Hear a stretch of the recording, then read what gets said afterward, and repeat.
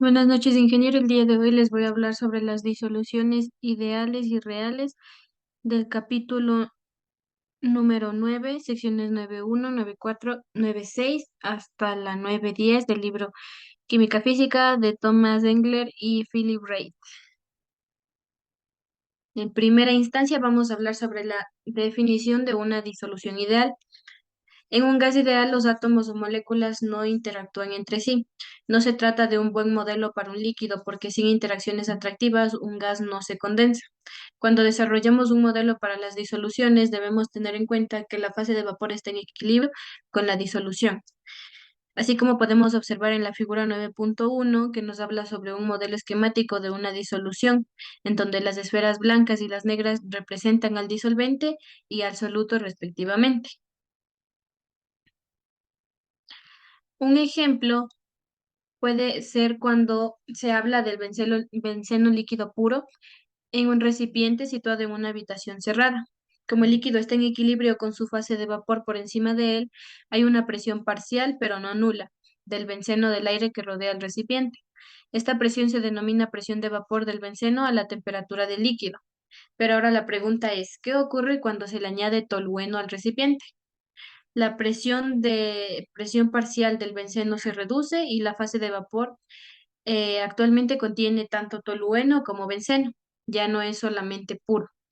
Para esta mezcla, la presión parcial para cada componente viene dada por la siguiente ley, que es la ley de Raoult, que nos habla sobre la presión parcial es igual a la fracción molar del componente de líquido por la presión del vapor de la correspondiente de sustancia pura. La ley de Raoult nos permite calcular la presión de vapor de una sustancia cuando ésta forma parte de una disolución ideal. Para eso debemos conocer su presión de vapor cuando ésta es pura y la composición de la disolución ideal en términos de fracción molar. La ecuación de Raoult solo se cumple cuando las interacciones A y A, B y B y A y B tienen la misma fortaleza. 9.4. Diagrama temperatura y composición. Destilación fraccionada.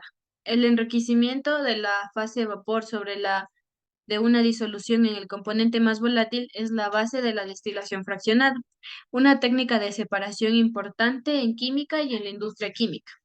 El diagrama temperatura-composición de la temperatura de la disolución en función de la composición promedio del sistema para una presión de vapor totalmente predeterminada.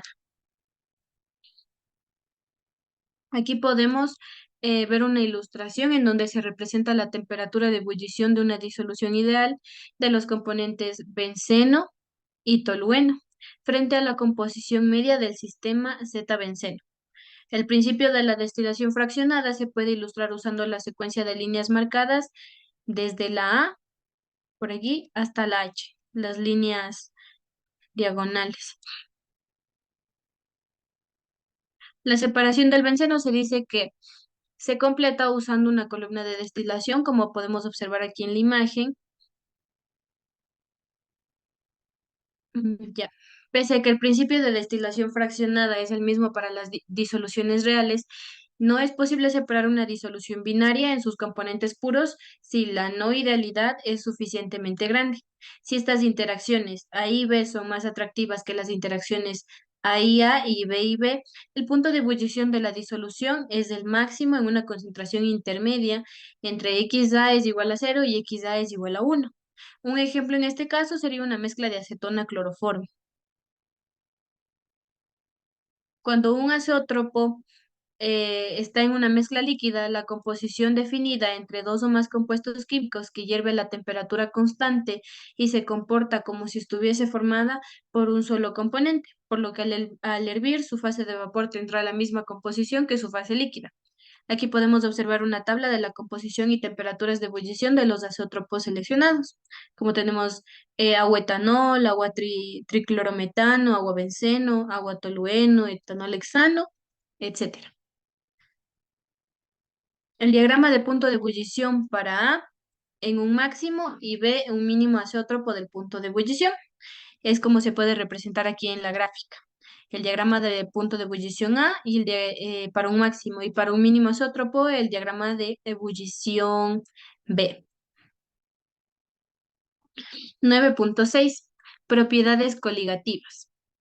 La elevación del punto de ebullición, la disminución del punto de congelación y la presión osmótica dependen solamente de la concentración del soluto y no de su naturaleza.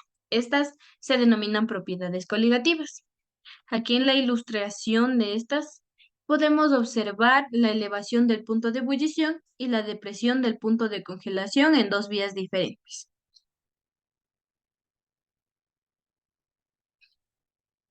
Disminución del punto de congelación y elevación del punto de ebullición. Cuando una disolución está en equilibrio con el disolvente sólido puro, se satisface la siguiente relación, como podemos observar aquí. La disminución del punto de congelación es la reducción del punto de congelación de un solvente debido a a la adición de un soluto. Un ejemplo de esto es la adición de sal en una cera congelada. Esto mayormente se lo realiza en países en donde existe nevado para poder descongelar las calles, ya que este ayuda con la presión que se tiene y este ayuda a disminuir el punto de congelación, reduciendo así la congelación debido al solvente que se le adhiere. La elevación del punto de ebullición es el aumento del punto de ebullición de un solvente debido a la adición de un soluto. Un claro ejemplo y muy cotidiano es el agregar agua con sal. Se dice que el agua con sal se hierve a mayor temperatura que el agua sin sal. 9.8. La presión osmótica. La presión osmótica es el aumento de presión de la disolución que se conoce como presión osmótica. La presión osmótica hace referencia al aumento de presión por el hecho de añadir un soluto no volátil a un disolvente puro separado por una membrana semipermeable, que es proporcional al número de moléculas contenidas en la unidad de volumen y a la temperatura. Si se sumerge una disolución conteniendo un soluto que no pasa a través de una membrana, en el disolvente puro aparece lo que es la presión osmótica. El proceso en el que el disolvente se difunde a través de la membrana se diluye en una disolución conocida como la ósmosis. Un claro ejemplo es la diálisis, una técnica basada en un principio físico-químico denominado ósmosis.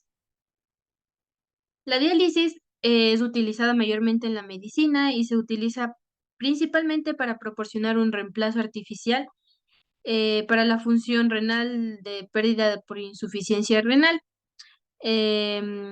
Esta tiende a sacar los desechos de agua que existen en la sangre, purificarlo y ingresar nuevamente al cuerpo.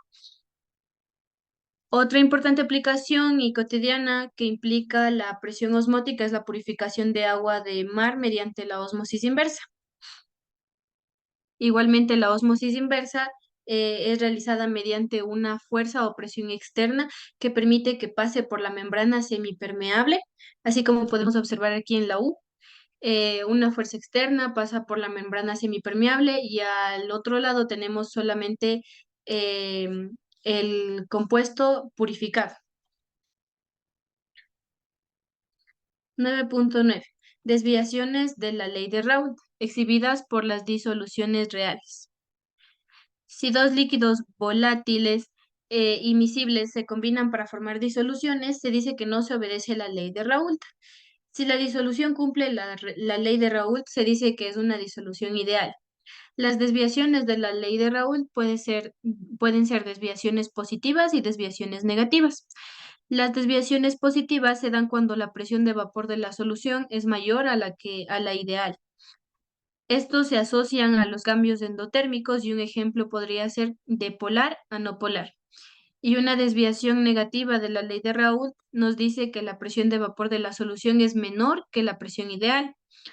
Esta se asocia a los cambios exotérmicos y un ejemplo claro sería de polar a polar. El volumen molar parcial depende de la concentración de todos los componentes. 9.10. Disoluciones diluidas ideales. Una disolución diluida ideal es una disolución en la que el disolvente se describe usando la ley de Raoult y el soluto se describe usando la ley de Henry. Si la disolución es muy diluida porque hay poca solubilidad, es decir, un soluto muy volátil, la ley de Raoult no se cumple exactamente. Sin embargo, aquí se llega a cumplir la ley de Henry. Aquí podemos observar una interpretación molecular de la ley de Henry. Para tener un poco más claro qué es la ley de Henry, podemos decir que esta habla cuando la temperatura constante, la cantidad de gas disuelta en un líquido es directamente proporcional a la presión parcial que se ejerce en este gas sobre el líquido. Y eso sería todo, ingeniero. Muchas gracias.